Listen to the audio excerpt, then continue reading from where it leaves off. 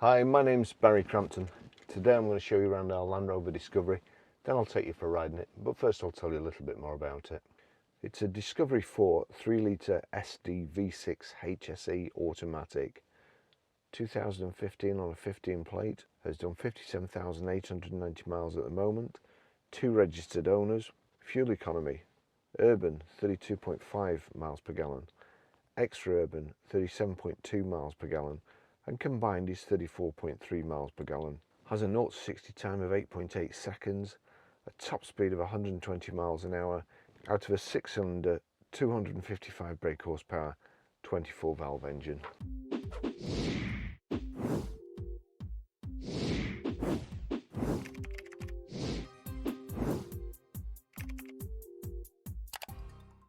It has the multi-spoke alloy wheels which are fitted with Pirelli P0s. It's a lovely ride, to be honest. High pressure headlamp wash, front parking sensors. You've got the wheel arch protectors, the plastic wheel arch protectors, side steps, these triple sunroofs. The triple sunroofs really finish it off inside, make it nice, light and airy. You've got the 7 seats, of course. The back seats fold completely flat, so give you a great load area. The rear child seat, Isofix anchor points. It has a detachable tow bar, reversing sensors. You've got a reversing camera as well, power folding door mirrors. It has keyless entry, keyless lock and keyless start. As long as you've got the key on you, little button on the outside, you just press that and the car locks. And when you get back to it, as long as you've got the key on you, again, foot on the brake, click start, and that's it. Just turn that fan down. I was up here yesterday videoing for somebody else, as it happens, and at 8 o'clock yesterday morning it was shirt sleeve weather. There wasn't a cloud in the sky. It was beautiful. I've come up here today to do a job for Grosvenor Garage, and it's lashing down, so hence not the walk round. The split tailgate, which is a good idea really. If it's raining like this, you can sit on the bottom, probably 20% of the tailgate, and the other 80% is above you, stopping the rain getting you. So seats, I think it's, you know, I'm terrible I'm terrible with colour names. I just end up making them up, but I think this is Corris grey, but it used to be Stornoway grey. I mean, I'd only just got used to Stornoway grey when they changed it. Why can't they just leave things alone? Anyway, I'll tell you the service history. There we go. It's got a real good service history. 13th of the 6th, 2016, 16,239 Guy Salmon Land Rover. 28th of the 6th, 2017, 28,373 miles Guy Salmon Land Rover. 26th of the 6th, 2018, 34,154 miles Guy Salmon Land Rover. 20th of the 6th, 2019 at 36,695 miles Guy Salmon Land Rover. 7th of the 7th, 2020 at 41,964 miles Guy Salmon Land Rover. 2nd of the 7th, 2021, 50,247 miles Guy Salmon Land Rover. And of course it's only done 57,890 miles at the moment. Okay, so I'll just take you for a ride in it. We've got at the moment, let's just see, we've got a warning light on the dash at the moment.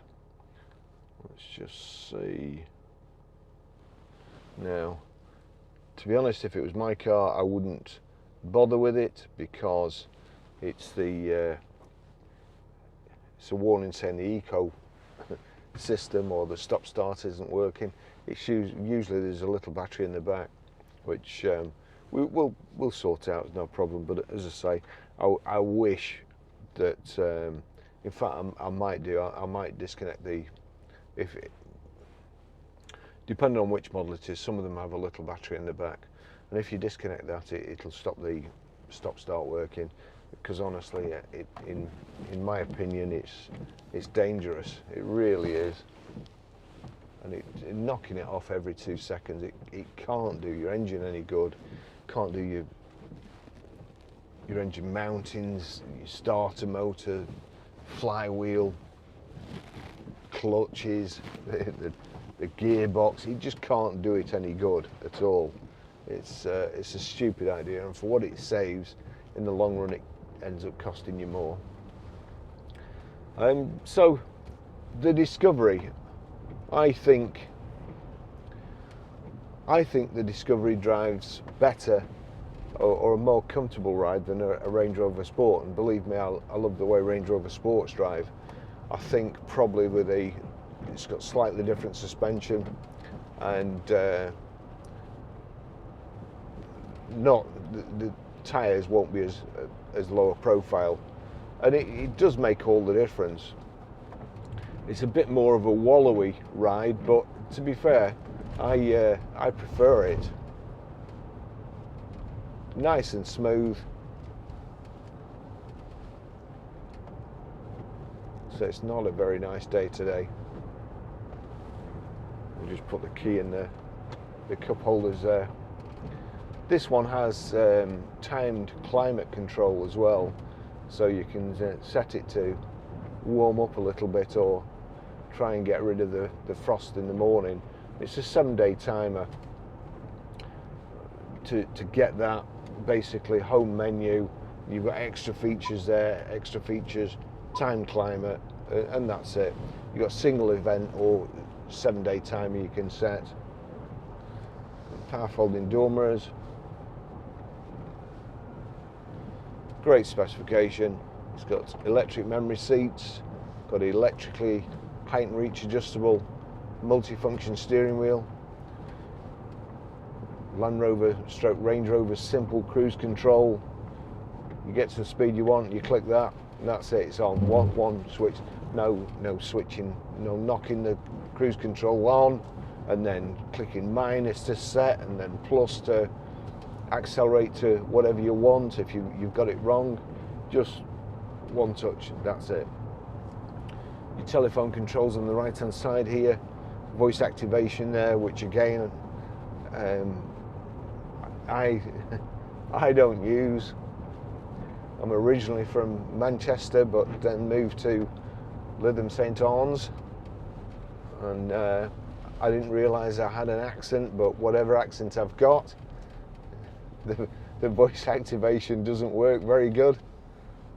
Same with Siri, to be fair. That didn't work for me very good either. But it's there if you speak like Kristen Scott Thomas, or no, I won't say Hugh Grant because I don't like him now. Somebody else with a proper English accent. Jacob Rees-Mogg. Yeah, if you speak like them, you'll be all right. It'll understand you. Bluetooth hands-free, Bluetooth audio streaming. Is he going to pull up there and let me? He is. He's a gentleman. Oh, I can see something coming around certain death corner there. What is it? A 4-wheel drive.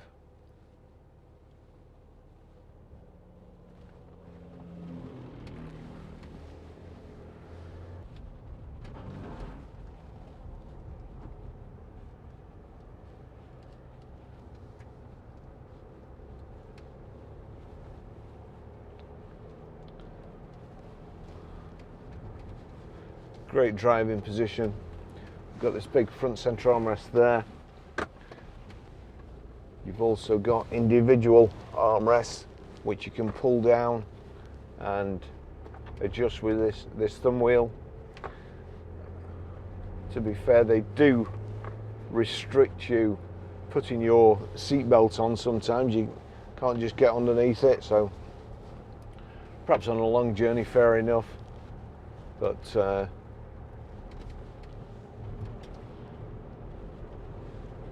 not for short ones. Got the Meridian sound system, so great sound. If you like music, just click the nav on there, that's the nav screen. Nothing too fancy.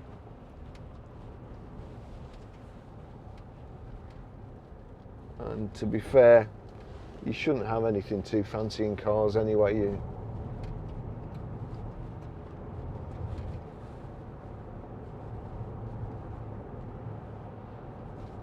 I can't see the reason why you can't touch your phone, but you can set your time climate while you're driving. Not that you would do or should do, but there's no rules for messing about with that or adjusting your radio station or all crazy stuff in cars these days. We just had an inquiry yesterday, and the inquiry was, never asked about the service history, what sort of condition it was in, nothing of actual importance. How long the MOT is, has it got any advisories, has it had any paintwork, what the tyres like, have the alloys been scuffed, nothing like that. Has it got mood lighting? I honestly can't think of anything more stupid than worrying about if it's got mood lighting.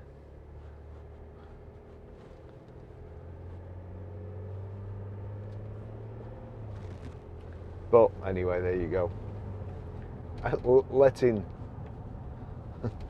Letting mood lighting influence your decision on whether to buy a really, really good car with a proper service history and very nice car.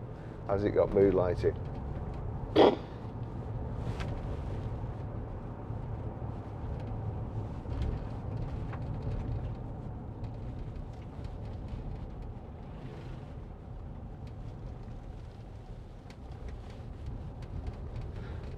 Farmer there, I'm moaning about it raining. He's just out in his jumper. Different breed. So 3-position memory seats. You set your position and just click M, and then whichever position you want, 1, 2 or 3 there. We'll just try the second and third positions with the memory seat roulette. Will I get crushed or won't I? Well, the daffodil's coming out now. Oh gosh, look at that dung heap steaming there. Right, let's just I'm going to give myself some slack here just in case. So position 2, there we go. There we go, that's position 2. Position 3. Well, position 2 and position 3 are obviously the same, or it's not been set. But anyway, we'll just I'll just move that steering wheel and put it out, and we'll mess about with the mirrors and change the mirrors left. And then when I put it back here to my position 1, you'll see there steering wheel moving, electric mirrors moving, and the seat going back. Although I don't think I must have set it because oh yeah, I have. Right, there's the eco button for when we've sort the battery out and you know what to switch off straight away.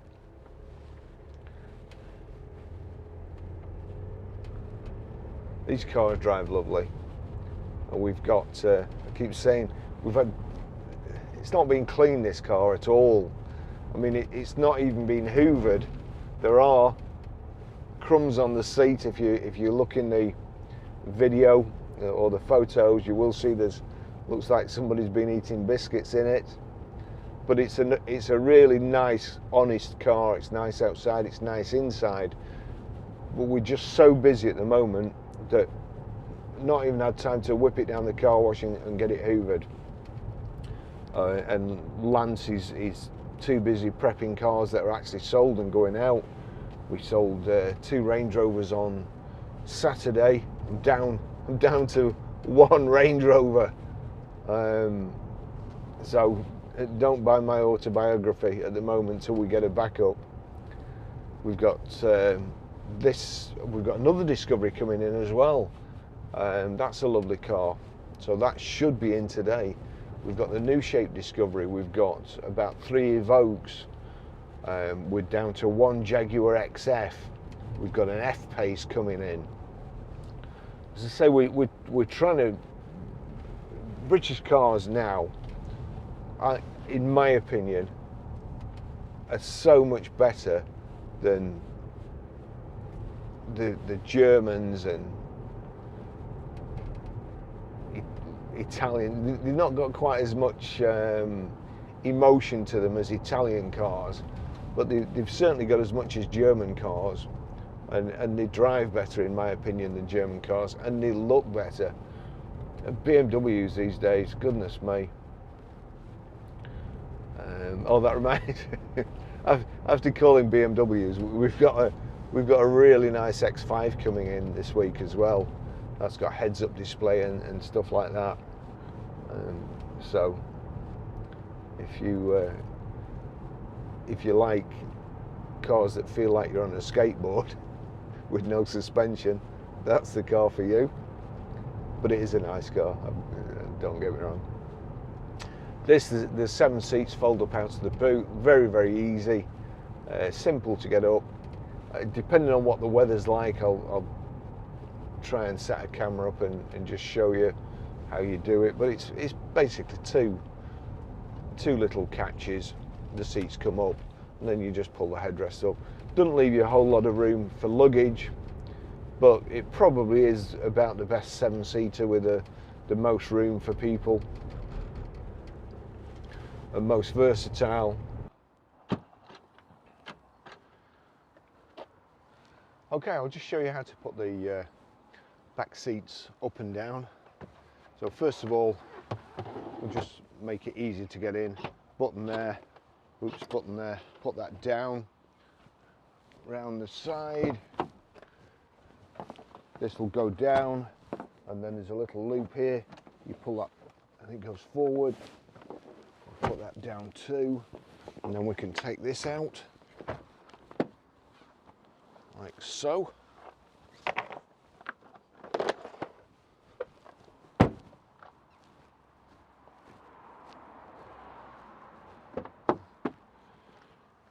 Only so you can see what's going on the camera. I'm moving these seats forward, but that's it, the seats forward.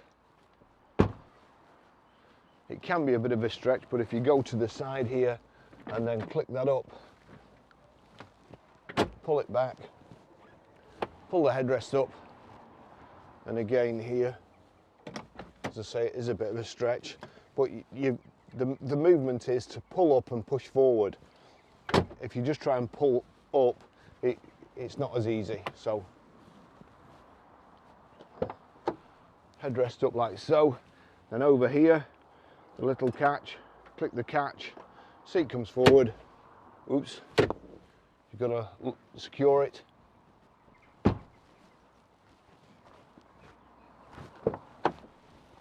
Same with this side, just pull forward, seat flips up, like so. And that's it, that's the back seats up. So to put them down, lean in, pull that up with a tab, secure that like so. Let's see. Press the button, put the headrest down, lean in, pull that up.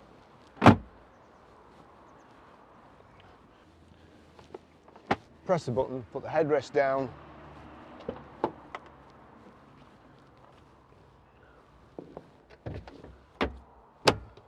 Secure that. Lean forward now, the little catch is in view, and put it down like so. That's it.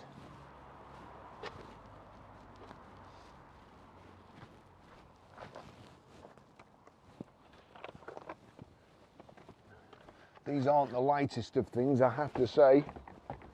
So just get that in there, pull the catch up, secure it in place.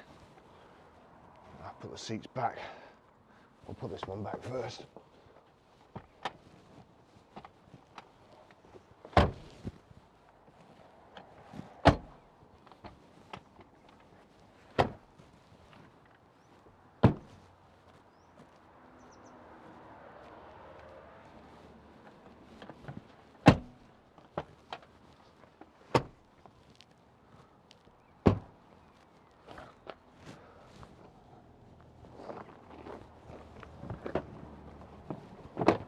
This has got the heavy duty load mat as well, covers that all up, and it also stops bits falling down in between the seats. Not put that in very well, to be fair. And then car is a bit dirty, it's only just come in, we've not cleaned it, but it's as easy as that to put the seats up and down. Heated seats, proper switch on the heated seats, that's what I like. You don't have to look, you just find it, click on it,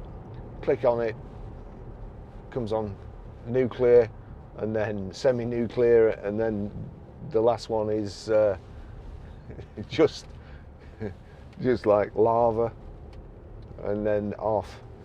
Got heated front screen as well, which is a marvellous option, should be standard on all cars. It's just, the car is just lovely. So I came up here yesterday, beautiful blue skies, in a Range Rover Sport, and they're just made for this. You mostly see farmers in these because they are more practical than a Sport, and they do hold the value pretty good, I have to say. This has got just what you want. Great service history, nice honest car. Subtle colours, nothing, you know, in your face like these juice greens.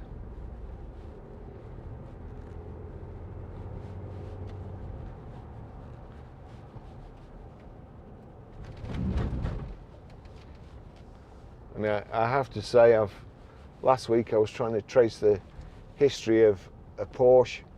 We had it. Customer picked it up off the desk, picked the wrong service history up, took it home, and then of course said he sent it back and it's got lost in the post. So I was trying to recreate it by ringing the Porsche dealers and getting printouts, which they wouldn't give me, even with the names redacted due to GDPR.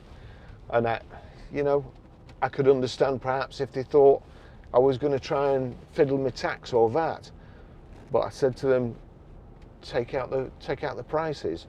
I just want what's been done and the parts that have been used. No, they wouldn't do it. And that was after 3 different dealers in the service history. Porsche Portsmouth, who, I've got to be honest, if the service advisor had talked to me the way he did and I'd been in front of him, I might have done a Will Smith on him. The lady from, gosh, there was 2 guys and one girl or lady or whatever. Girl, perfect, polite, couldn't do what I wanted, but we came to a compromise which suited me fine. Which basically the parts list, that's no problem. The other, I've rung them, I think that was Tewkesbury, but I could be wrong, so I'll try and remember. Portsmouth, useless, wouldn't ring back, and the only way he answered the phone was by me tricking him and pretending to be somebody else. And one of the others, 6 phone calls, he's busy, I'll get him to ring you back, not rung back now, well over a week ago. So, I have to say, main dealers, Land Rover aren't perfect, but they're better than Porsche. Everybody, I mean, the Land Rover dealers have to deal with farmers, and farmers say what they think and do what they say, and you don't see farmers driving around in Porsche Cayennes. They're in one of these, and to me that speaks volumes about the Porsche. I used to drive Porsches all the time, but honestly, the way they talk to you when you ring up, they're disgraceful. Absolutely disgraceful. But that's what happens when you can sell all the cars you can get at a premium. You don't need good staff.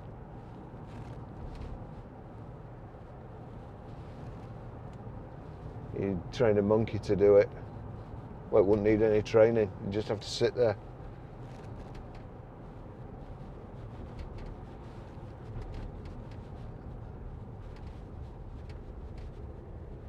Anyway, I'd like to thank the Porsche dealers, because I think if it wasn't for them, Land Rover and Range Rover wouldn't sell as many cars as they do. They're lovely cars.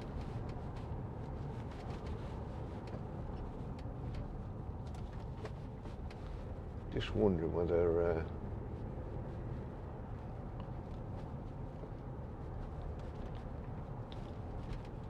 I don't want to call somebody who doesn't deserve it.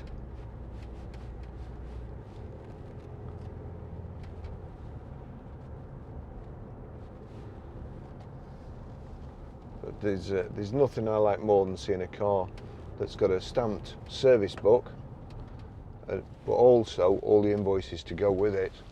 Means the world to me, because we ring anyway too. Right, okay. I'm going to switch it off as well, so I'm going to touch my phone now. Car's off, handbrake's on. I'm going to touch my phone. We're in a lay-by, there's nothing coming. Let's just see if I can find, here we go. So who was it? Porsche Tewkesbury was the last one, so they were the good one. Porsche Swindon, they never rang me back, despite 6 calls. And then the other one was Porsche Portsmouth, I think. Yeah, Porsche Portsmouth. They kept promising to ring back, but didn't. And just to make a point, the local Land Rover dealer, they were down on staff due to COVID and so on, and the lady in the parts department gave us a mobile so that we could get through and get to her without going through the switchboard. That's Land Rover Preston. And the again, girl, woman.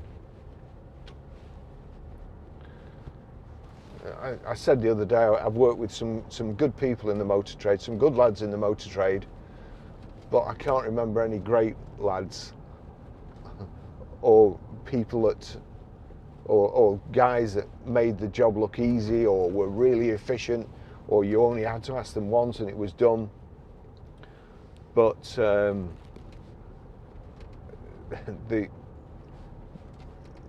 of the girls I've worked with, the ladies,